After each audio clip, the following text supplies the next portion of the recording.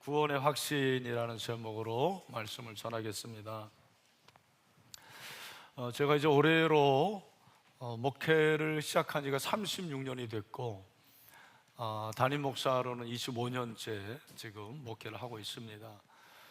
뭐 제 자랑하려는 게 아니고 제 고민 하나를 이제 말씀을 드리려고 그러는데, 이제 목회를 하다 보니까 내가 생각하는 그런 목회의 방향과 성도들이 생각하는 그런 신앙의 방향이 좀 다르다라는 것을 느낄 때가 참 많습니다. 여러분들은 신앙생활을 왜 하십니까? 신앙생활의 이유와 목표가 무엇입니까? 사람마다 다 다르겠지만 제가 느끼는 것은 이 기독교를 통해서, 신앙을 통해 가지고 좀 잘 되려고 하는 게 아닌가, 그런 생각 들 때가 많아요. 기도하고 또 예배해서 돈도 좀 벌고 건강하고 또 자녀도 잘 되고, 뭐 이런 좀 눈에 보이는 것을 추구하는 것이 여러분의 신앙의 어떤 목표가 아닌가라는 생각이 들 때가 많아요. 뭐 그렇지 않은 분도 있을 겁니다. 그러니까 이제 교회를 생각할 때 우리 같은 목회자가 생각하는 이 교회는 배로 비유를 하면 우리는 구원선이다, 그렇게 생각을 하거든요. 지금도 죽어져가는 많은 영혼들을 구원해야 된다, 그런 어떤 의무감, 책임감이 저에게 있습니다. 그러나 성도들은 구원선보다는 크루즈를 원하는 것 같아요. 여러분, 크루즈 타보셨어요? 네, 타게 되기를 축복합니다. 크루즈 타보면은 뭐 저도 안 타봤습니다만 모든 걸 다 준다고 그래요. 뭐 먹을 것도 주고, 잠자리 주고, 쇼, 뭐 별의별 게 다 있다고 그래요. 이 신앙생활이 크루즈는 아니에요. 여러분들이 우리 신일교회에서 신앙생활 하면서 정말 구원선에 다 올라서 영혼을 구원할 수 있는 우리 교회 여러분이 되시기를 주님의 이름으로 축원합니다. 그러니까 이렇게 크루즈를 타려고 하는 분들은 구원의 확신이 별로 없어요. 구원의 확신이 없으니까 체험도 없고, 구원의 확신이 없으니까 영생에 대한 확신도 없고, 또 천국에 대한 확신도 없게 되는 거죠. 이런 분들이 전도하기가 사실 어렵겠죠. 그리고 구원의 확신이 있는 것 같지만 구원의 확신이 너무 희미해졌고, 지금 내가 이렇게 어려운데 무슨 구원이냐, 지금 내가 이렇게 힘든데 무슨 복음이냐, 그 사치 아니냐, 이렇게 생각하는 분들이 있다면 오늘 성령으로 여러분의 마음이 새롭게 변화되고 구원의 확신을 회복할 수 있게 되기를 축원합니다. 제가 이제 그런 면에서 여러분 오늘 주보에 이렇게 그림 1:1 교재가 있는데, 이 교재를 가지고 한 3주 동안 설교를 하려고 그래요. 이미 세미나를 통해서 접한 분도 있을 텐데 그렇지 않은 분들이 대다수기 때문에 이 교재를 여러분이 꼭 가져오십시오. 다음 주에도 가져오고, 그리고 집에 가셔서도 이 교재를 좀 복습하시고, 혹시 없는 분들이 있습니까? 없는 분들은 지금 저희들이 나눠드리도록 하겠습니다. 좀 나눠주세요. 없는 분들 한번 손 들어보세요. 이렇게 주는데도 안 받으시는 분들이 꼭 있더라고요. 네, 좋습니다. 네, 받으시기를 바랍니다. 감사합니다. 제가 오늘 이 교재를 다루기 전에 먼저 요한복음 1장의 본문의 내용을 좀 말씀을 드리려고 합니다. 이제 제가 생각하기에는 송상철 목사님이 이 교재를 지을 때 뭐 많은 것들을 참고했겠습니다만, 요한복음 1장 1절부터 13절의 내용이 이 일과에 압축되어 있다고 저는 생각을 했어요. 그래서 이 내용을 좀 미리 말씀드리면서 교제에 들어가려고 합니다. 요한복음 1장 1절 말씀은 유명한 말씀입니다. 다 같이 시작.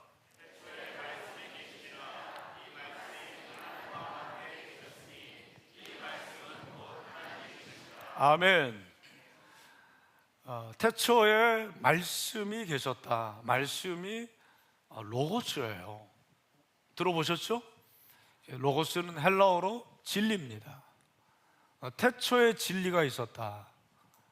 근데 이 말씀이 진리가 하나님과 함께 계셨는데 이 진리가 곧 하나님이시다. 그랬을 때 이 말씀, 진리는 누구를 가리키는 겁니까?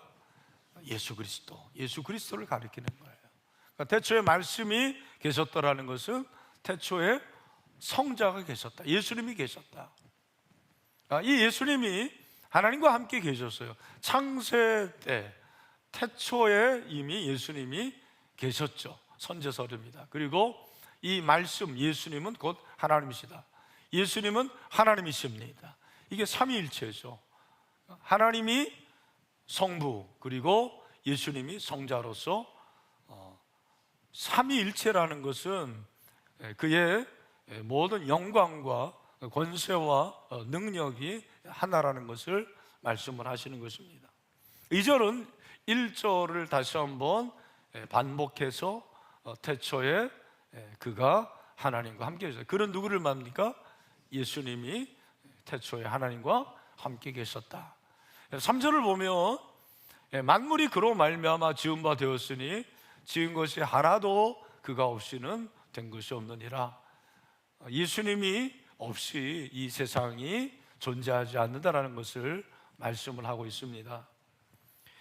4절과 5절 말씀을 보면 우리 한번 같이 읽어볼까요? 그 안에 생명이 있었으니 이 생명은 사람들의 빛이라.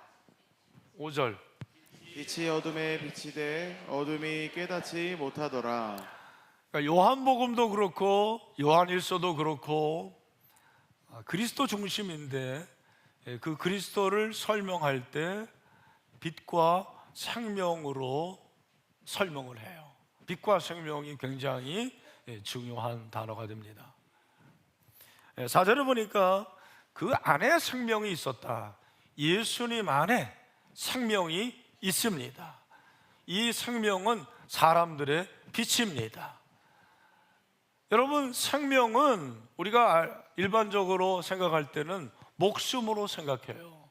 우리가 죽은 것은 요 목숨 한번 다 여기 만져보세요. 요게 끊기면 꼴까닥 하고 죽는 것입니다. 그죠? 호흡이 없어지는 거, 끊기는 거예요. 그런데 오늘 생명으로 말하는 것은 조회인데 이것은 그런 목숨이 아니고 영원한 생명을 말하는 거예요. 영생이라고 그러죠. 우리 같이 한번 따라합시다. 영생. 여러분, 영생은 크게 두 가지인데 일반적으로 영생하면 영원하다, 어떤 길이를 말하는 거예요. 영원한 생명. 그러나 영원한 생명보다 더 중요한 것은 영적인 생명, 신적인 생명이에요. 디바인 라이프다. 여러분, 이걸 꼭 기억해야 돼요. 우리가 예수님 안에 있으면 하나님의 생명이 나에게 들어옵니다. 이거 신비해요. 우리가 죽는데 목숨은 죽으나 영생을 하는 것은 저 천국에 우리가 들어갈 텐데 하나님의 생명이 나에게 들어오기 때문입니다. 하나님의 생명으로 인해서 우리는 영생하게 되는 줄로 믿습니다. 이 생명은, 이 하나님의 영원한 생명은 사람들의 빛이에요. 그 말은 사람들은 어둠에 있다라는 것을 우리에게 가르쳐 주는 거예요. 사람들의 빛이라 말씀하고 있습니다. 5절에서는 뭐라고 그랬습니까? 그 빛이, 이 빛이 어둠에 비쳤어요. 여러분, 미루어 짐작하겠지만 이 빛은 누구를 가리킵니까? 예수님을 말하는 거예요. 생명, 빛 다 예수님이에요. 예수님이 세상에 어두움에 비치면 어두움이 깨달아야 되는데 깨닫지 못했다고 말씀하고 있습니다. 그래서 이 깨달음을 위해서 수많은 선지자들을 보내셨고 그리고 예수님 바로 직전에 선지자가 옵니다. 그분이 누굽니까? 바로 세례 요한입니다. 오늘 본문에 6절부터 8절은 세례 요한을 소개해요. 하나님께로부터 보내심을 받은 사람이 있으니 선지자잖아요. 그 마지막 선지자가 세례 요한인데 이름이 요한이에요. 그죠? 그리고 7절에 보니까 그가 증언하러 왔습니다. 그러니까 선지자예요. 세례 요한은 무엇을 증언합니까? 자기로 말미암아 그를 믿게 하려. 세례 요한이 온 것은 예수님을 믿게 하기 위해서 왔다고 요한은 말씀하고 있습니다. 오늘 요한복음의 저자인 요한과 세례 요한은 다른 사람이에요. 그죠? 그 요한이 세례 요한에 대해서 말할 때 세례 요한이 온 것은 예수님을 믿게 하려 함이라, 그렇게 말씀하고 있습니다. 그래서 여러분들이 복음서를 읽어보면 요한의 제자들이, 그죠? 세례 요한의 제자들이 예수님께로 갑니다. 큰일 났다고 하지만 세례 요한은 관여치 않아요. 왜? 자기가 그 사명을 위해서 왔기 때문이라는 것입니다. 그러면서 8절에 보니까 그는 이 빛이 아니요 이 빛에 대하여 증언하러 온 자라. 이제 성경에 보면 인치 대명사가 많이 나오는데 인칭 대명사가 어떤 분인지를 정확하게 알아야 돼요. 그가 계속 나오지만 지금까지 그는 예수님인데, 그는 8절에 그는 세례 요한이죠. 세례 요한은 빛이 아니에요. 빛에 대하여 증언하러 온 자라고 그렇게 말씀하고 있습니다. 여러분, 그러면 이 빛이 예수님이 이 세상에 왔는데 사람들이 어떻게 합니까? 우리 9절 말씀을 다 같이 한번 읽어보도록 하겠습니다. 시작. 참빛 곧 세상에 와서 각 사람에게 비추는 빛이 있었나니. 그러니까 세례 요한이 빛이 아니고 그러면 진짜 빛은 누구라는 거예요? 예수님인데, 예수님은 세상에 오셔서 우리 각 사람에게 비추는 빛이라고 말씀하고 있습니다. 예수님의 빛이 우리 각자에게 비춰지면 생명을 얻게 됩니다. 어둠은 떠나가게 됩니다. 우리 안에 이 생명이 있게 되었습니다. 할렐루야.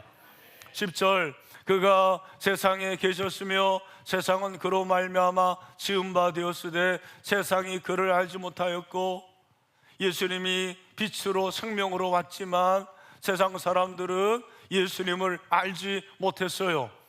그를 영접하지도 않았어요. 여러분, 그래서 11절에 보니까 자기 땅에 오매 자기 백성이 영접하지 않아요. 자기 땅, 여기 자기는 뭘 말하냐면 유대를 말하는 거죠. 이스라엘을 말하는 거예요. 예수님이 유대 땅에 오셨습니다. 그러나 예수님은 빛으로 생명으로 왔으나 그 유대인들이 예수님을 영접해요, 안 해요? 안 해요. 자기 백성 유대인들이 영접하지 않습니다. 여러분, 오늘 11절 12절에서 영접이라는 단어가 2번 나옵니다. 11절의 영접은 집단적인 영접을 말하는 거예요. 잘 들으십시오. 12절에 영접하는 자, 곧 그 이름을 믿는 자들에게 하나님의 자녀가 되는 권세를 주셨다고 했을 때 이 영접은 개인적인 영접이에요. 집단적 영접과 개인적 영접이 달라요. 영접은 뭡니까? 손님이 오는 거를 내가 환영하는 것이 영접입니다. 우리 새가족 위원들이 여러분이 올 때 방긋 웃고 여러분 영접하지 않습니까? 기분이 좋아요, 안 좋아요? 너무 좋죠. 예수님이 오셨을 때 영접해야 되는데 유대인들은 영접하지 않아요. 11절 뭐라고 그랬습니까? 자기 땅에 오매 자기 백성이 영접하지 않았다고 그랬습니다. 오히려 이들은 예수님을 핍박합니다.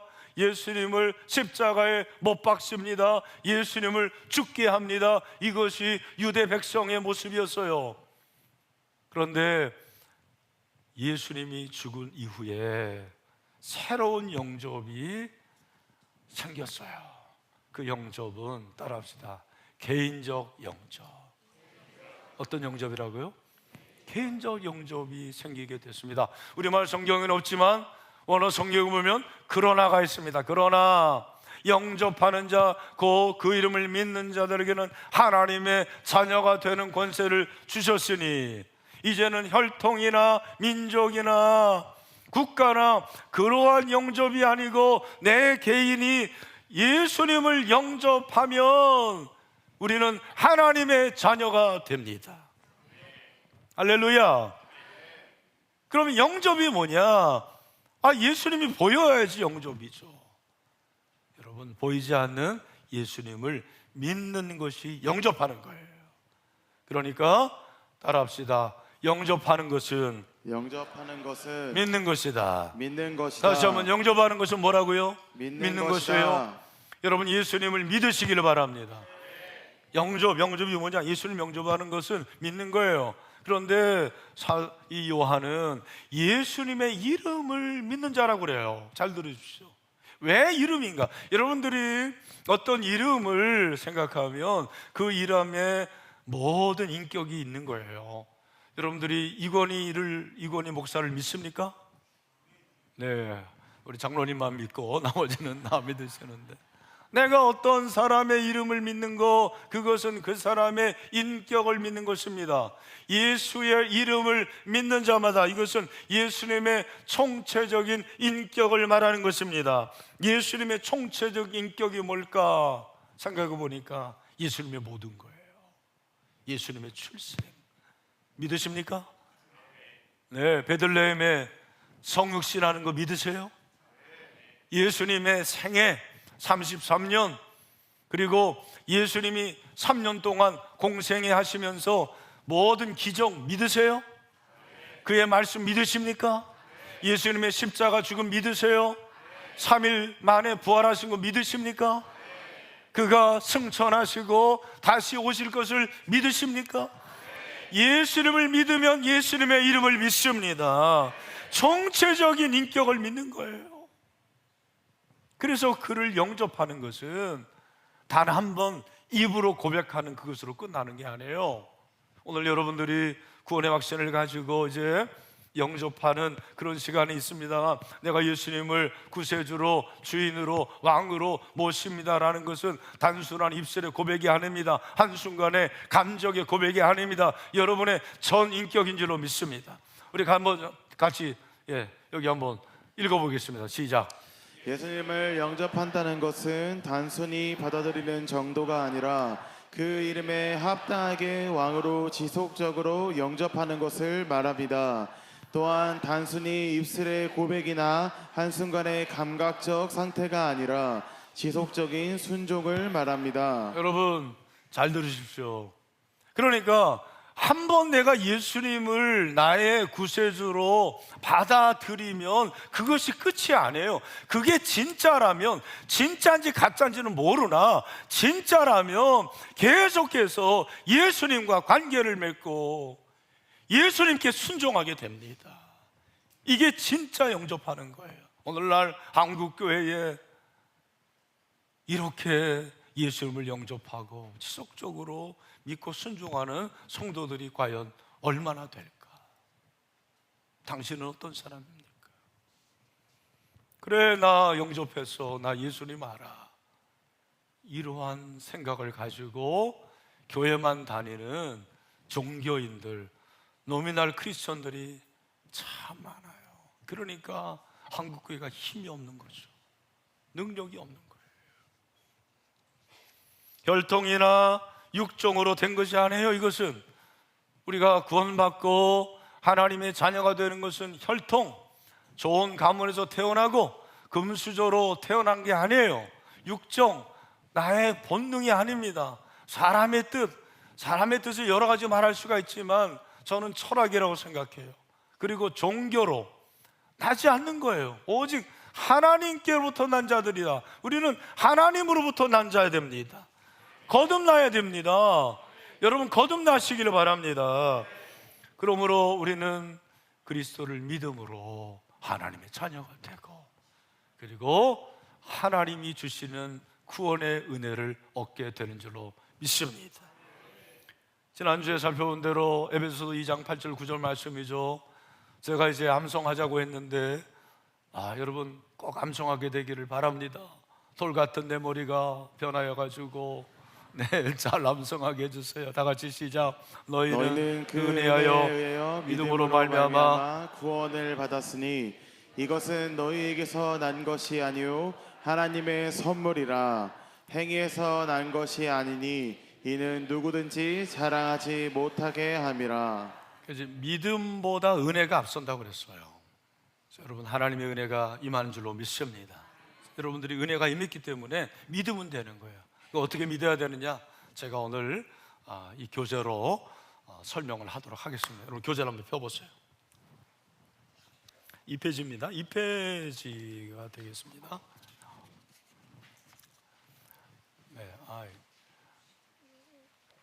네, 3부 때는 빨리 나와서 좋네. 자, 요 그림을 여러분 보신 적이 있으시죠? 네, 이게 제목이 뭐예요? 천지창조. 미켈란젤로가 시티나 그 성당 바티칸에 쓴 벽화라고 얘기를 하는데, 그러니까 이 그림 안에 저와 여러분의 과거, 현재, 미래가 다 담겨져 있다라는 거예요. 근데 이 그림 안에 담겨져 있다라는 것을 여러분들이 잘 이해를 해야 되는 게, 이 그림 자체가 그렇다는 아니고 미켈란젤로가 천지창조를 이렇게 그린 것, 요거는 천지창조의 한 부분이에요. 이게 전부가 아니에요. 그럼 이 천지창조의 그림은, 이 벽화는 창세기 1장부터 3장을 기초로 해서 그려진 건데, 그 창세기 1장부터 3장에 인류의 과거, 현재, 미래, 또 나의 과거, 현재, 미래가 담겨져 있다라는 거예요. 이해가 되시죠? 그런 의미에서 우리가 창세기 1장부터 3장을 잘 살펴봐야 되는데, 여러분, 하나님께서 창세기 1장에 보면 천지를 창조하시고 여섯째 날에 아담과 하와를 만드십니다. 그리고 그들이 살 수 있도록 만든 동산이 뭐예요? 에덴 동산입니다. 그 에덴 동산에 하나님께서 살게 하시면서 첫사람 아담과 하와에게 뭐를 주시냐면, 뭘 주십니까? 복을 주신 거예요. 여러분이 좋아하는 복. 그 복을 송사철 목사님은 10가지로 정리를 했어요. 더 많은 복인데 그걸 이분이 10가지로 정리를 했단 말이에요. 그래서 이걸 여러분들이 좀 이해를 하면 좋겠는데, 그러면 첫 번째가 뭐냐? 따라합시다. 기쁨. 1장 31절 같이 한번 읽어봅시다. 시작.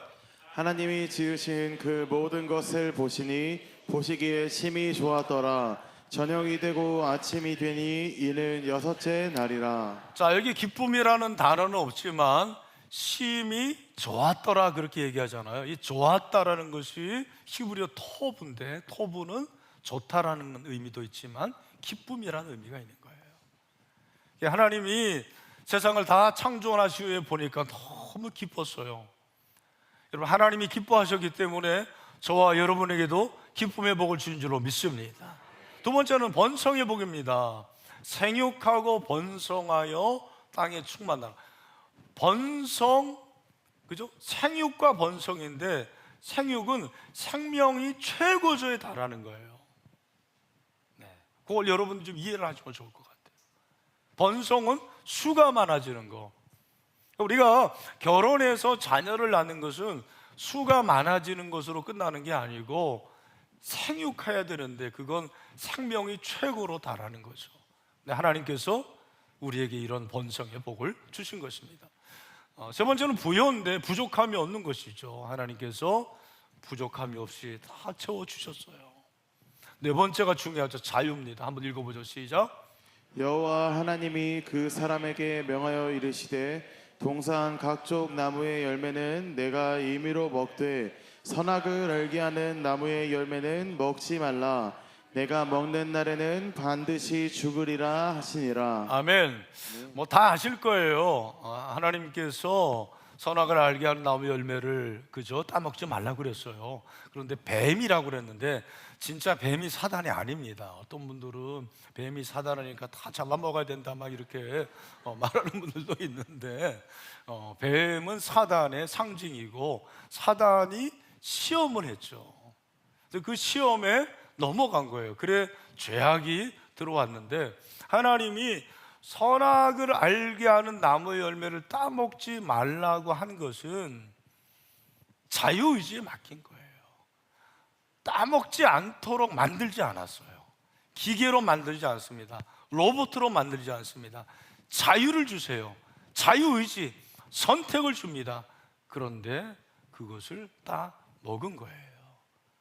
여러분, 자유는 우리에게 주신 축복이에요. 기독교는 자유의 종교입니다. 그죠? 다섯 번째는 중요한 사랑인데 아담과 하와에게 배우자를 주신 것은 사랑하라고 주신 거예요. 우리 여기 부부들 많습니다. 하나님께서 배우자를 나에게 주신 것은 그 사람과 싸우려고 주신 게 아니고 사랑하라고 주신 줄로 믿습니다. 부부는 평생 왼수가 아닙니다. 평생 사랑하는 자가 부부인 줄로 믿습니다. 그리고 거룩을 주셨습니다. 한번 읽어봐요. 시작. 나는 너희의 하나님이 되려고 너희를 애굽 땅에서 인도하여 낸 여호와라. 내가 거룩하니 너희도 거룩할지어다. 아멘. 거룩의 뜻은 구별됨이에요. 인간은 피조물, 다른 피조물과 구별되었어요.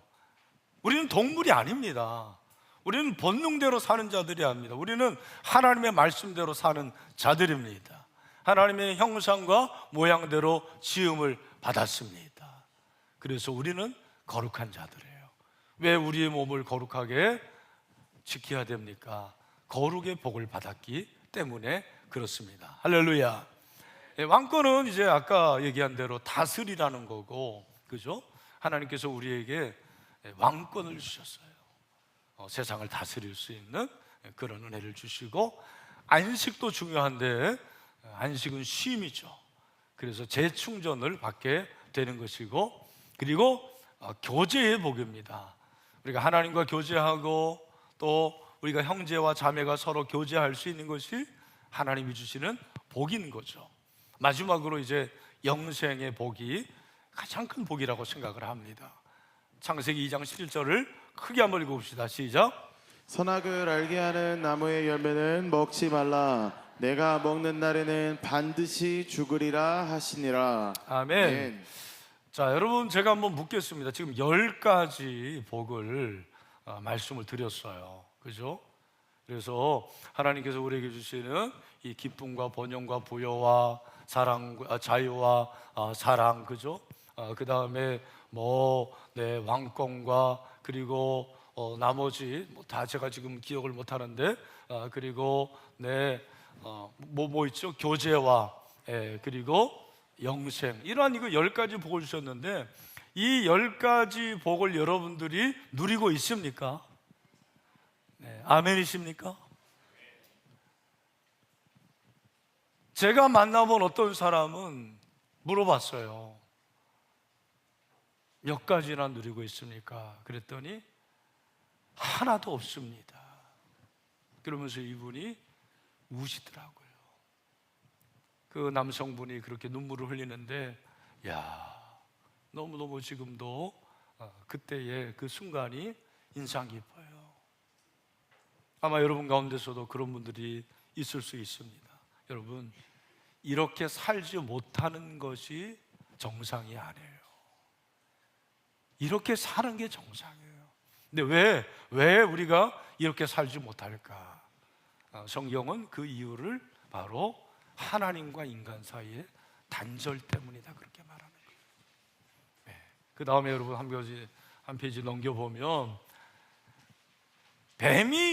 사단이 시험하는데 그 시험에 넘어가고 시험으로 인해서 죄가 들어오고, 죄는 크게 두 가지입니다. 불신앙과 불순종이에요. 따라합시다. 불신앙, 불순종. 불신앙은 하나님을 믿지 않는 거예요. 가장 큰 죄, 하나님 믿지 않는 죄입니다. 불신앙. 또 하나는 불순종. 그 불순종은 하나님의 말씀을 따르지 않는 거역을 말하는 것입니다. 그러니까 죄가 들어오고 죄로 인해서 하나님께 불신앙, 불순종을 가지게 되고, 그 결과가 바로 단절이라는 거예요. 영적 단절이 되는 것입니다. 분리와 단절. 이게 영적으로 죽는 거예요.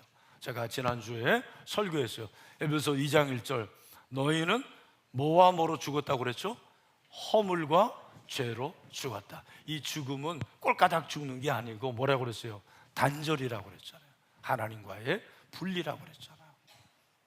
하나님과 분리되니까 복이 저주가 돼요. 하나님과 분리되니까 이러한 복을 누리지를 못하는 거예요. 불행과 그리고 저주와 지옥 같은 삶이 시작이 되는 것입니다. 오늘 사랑하는 성도 여러분, 여러분 가운데 이런 분들이 있습니까? 우리 다 사실 옛날에 그렇게 살았어요. 그러면은 이 문제를 어떻게 해결해야 되느냐? 많은 사람들이 이 문제를 해결하려고 지옥 같은 삶에서 천국으로 가보려고 여러 가지 노력을 합니다. 그래서 여러분, 이 분리로 인해서 10가지가 다 반대로 되는 거예요. 그래서 기쁨 대신에 뭐가 찾아왔어요? 슬픔. 그리고 번성 대신에 뭐가? 저주. 부여 대신에 가난. 그리고 자유 대신에 억압이 방황이죠, 방황. 그리고 또 사랑 대신에 뭐예요? 증오죠. 그리고 거룩 대신에 추악이 됐어요. 모두 추악하게 됐습니다. 그리고 왕권 대신에 종노릇 하게 됐고, 이제는 안식 대신에 불안이 넘치고, 교제 대신에 단절이고, 마지막 영생 대신에 뭐가 왔습니까?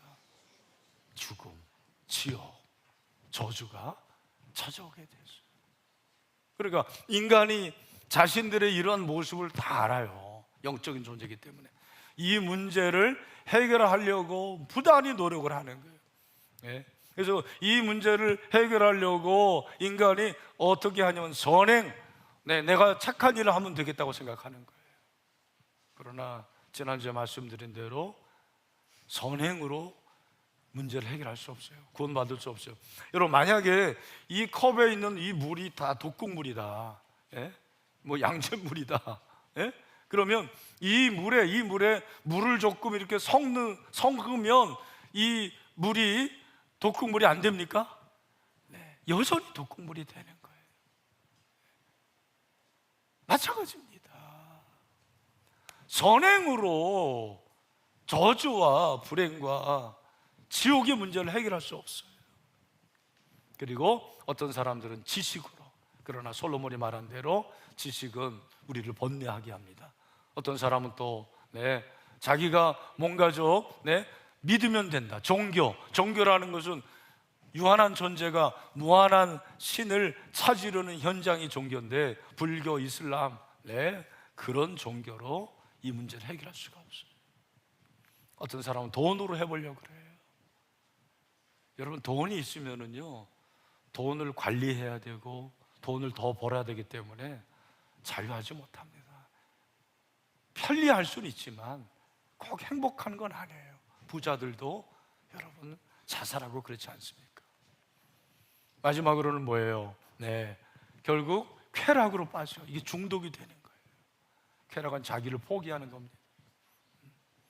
그래서 마약하고 술 중독, 인터넷 중독, 또 우리 자매들 쇼핑 중독, 요즘은 음식 중독, 별 중독이 많습니다. 이런 것으로 이 문제를 해결할 수가 없습니다. 그래서 하나님께서 이 문제를 해결하기 위해서 우리에게 해결자를 주셨습니다. 그분이 누굽니까? 예수 그리스도입니다. 예수 그리스도. 여러분, 예수 그리스도를 믿으면 됩니다. 요한복음 3장 16절 다 같이 시작. 하나님이 세상을 이처럼 사랑하사 독생자를 주셨으니 이는 그를 믿는 자마다 멸망하지 않고 영생을 얻게 하려 하심이라. 아멘. 여러분, 예수님이 길과 진리요 생명이 되십니다. 할렐루야. 그래서 예수님이, 잘 들으십시오, 십자가에 죽으신 것 자체가 그것이 중요하지만 더 중요한 것은 십자가에 죽으시고 마지막으로 뭐라고 말씀하십니까? 어떻게 선언하십니까? 다 이루었다. 이것은 나의 죄값을 치렀다라는 거예요. 상업적인 단어예요. 내가 지은 수많은 죄를 예수님이 십자가의 죽으심으로 다 치러주셨어요. 돈으로가 아닌 그의 생명으로 치러주셨습니다. 이것이 하나님의 은혜인 줄로 믿습니다. 그러므로 우리는 오직 그를 믿음으로 구원받을 수 있습니다. 요한복음 1장 12절 말씀 다시 한번 시작. 영접하는 자, 그 이름을 믿는 자들에게는 하나님의 자녀가 되는 권세를 주셨으니. 아멘. 그리고 그 예수 그리스도를 여러분의 마음에 받아들이시기를 바랍니다. 이것이 영접이에요. 여러분, 다 마음의 문이 있어요. 근데 예수님이 놓고 하십니다. 이 마음의 문에 손잡이는 여러분이 쥐고 있는 거예요. 여러분이 열어야지 오시는 거예요. 여러분, 여러분의 마음을 여시고 예수님을 영접하십시오. 나의 구세주로, 나의 왕으로 모시십시오. 여러분, 영접하는 자에게 하나님의 자녀가 되는 권세를 주시고 그는 나와 더불어 먹고 나는 그와 더불어 먹으리라. 주님과 하나 되는 은혜가 있습니다. 그리고 그를 믿는 순간 우리는 사망에서 생명으로 옮겨졌습니다. 시제가 미래가 아니에요. 과거 시제입니다. 이미 완료된 과거 완료인 줄로 믿습니다. 우리는 생명을 얻게 되고 천국으로 옮겨지게 된 줄로 믿습니다. 이 놀라운 은혜를 여러분이 경험하십시오. 저는 제가 전도사 때부터 매번 저는 제가 맞는 부서마다 교회마다 이 대그룹 전도 축제를 했어요. 나는 수많은 사람들이 이 복음을 듣고 예수 믿는 것을 봤습니다.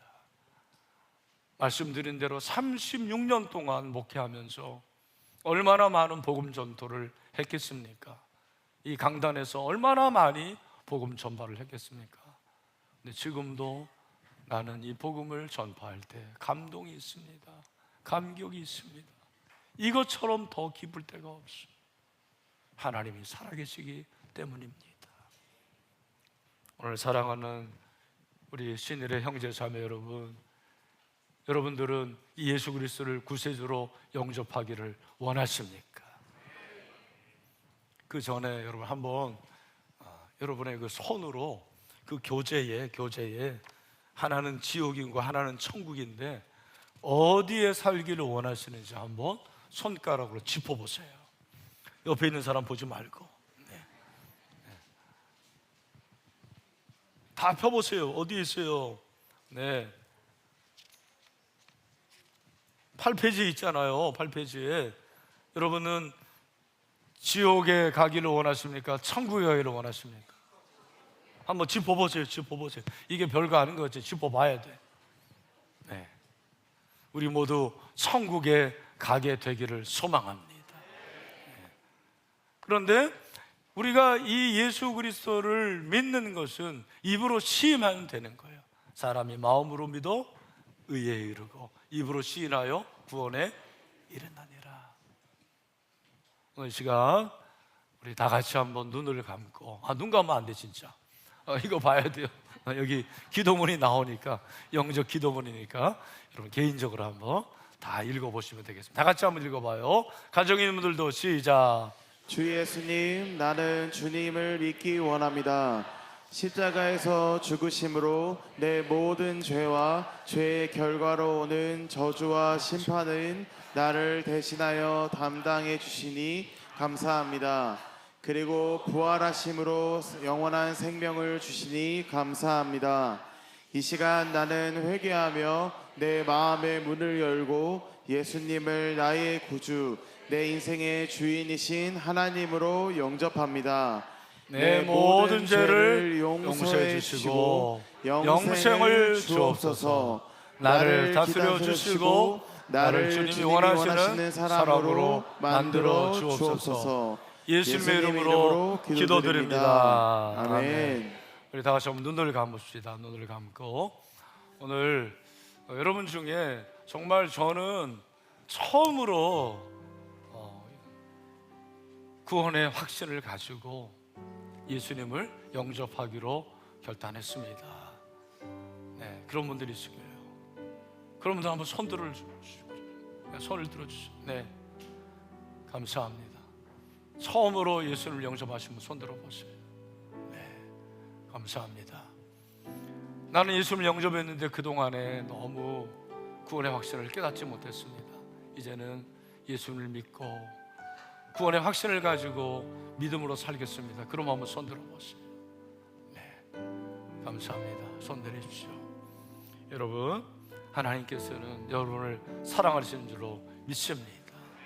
그러므로 그 예수님과 더불어서 정말 구원의 확신을 가지고 믿음으로 승리하며 살게 되기를 주님의 이름으로 축복합니다.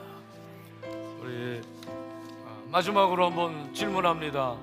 여러분, 예수님은 지금 어디에 계십니까? 내 마음에 계십니다. 주님이 나와 함께 하십니다. 천국 가는 그날까지 함께 하십니다. 우리 마지막으로 로마서 1장 16절 말씀을 다 같이 읽겠습니다. 시작. 내가 복음을 부끄러워하지 아니하노니 이 복음은 모든 믿는 자에게 구원을 주시는 하나님의 능력이 됨이라.